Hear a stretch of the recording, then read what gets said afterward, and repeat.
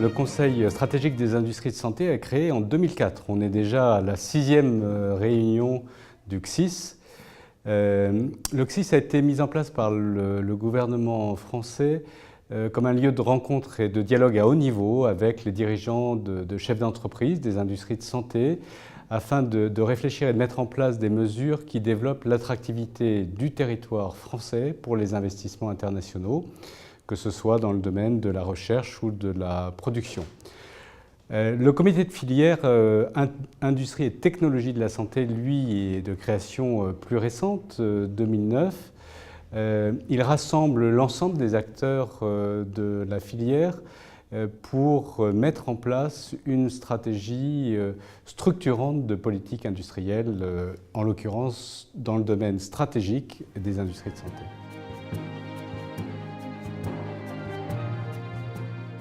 Alors, le 5 juillet va être une journée riche et dense pour les industries de santé puisqu'il y aura successivement une table ronde à Matignon autour du Premier ministre, de la ministre de la Santé, de l'Enseignement supérieur et de la Recherche, du ministre du Redressement productif et du ministre du Budget, et puis une trentaine de dirigeants d'entreprises de tous les secteurs confondus des industries de santé. Cette table ronde qui se veut interactive et sujet à des échanges sera suivie par une allocution du Premier ministre au ministère de la Santé et puis la réunion du comité stratégique de filière et la signature d'un contrat de filière.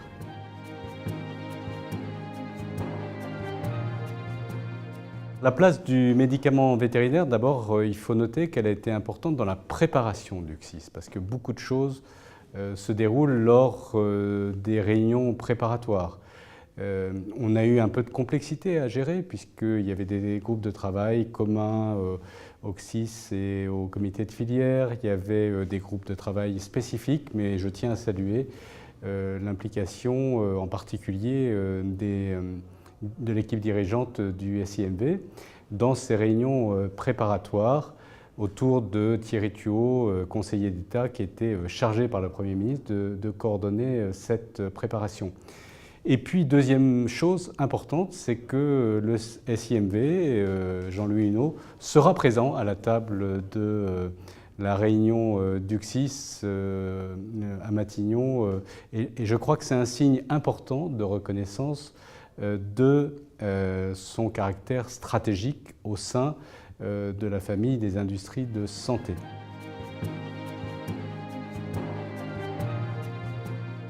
En ce qui concerne les mesures qui seront présentées, tout va se jouer bien sûr le 5 juillet, lors des échanges qui auront lieu, mais surtout à partir du 5 juillet, puisqu'il faudra les mettre en œuvre. Et ça sera aussi une des tâches importantes du comité de filière, de suivre la mise en place des mesures qui auront été décidées, et puis de préparer les prochaines. Et je pense que tout se joue dans cette articulation entre une réunion un jour J et puis un processus continu de mise en œuvre, de suivi et de préparation de nouvelles mesures.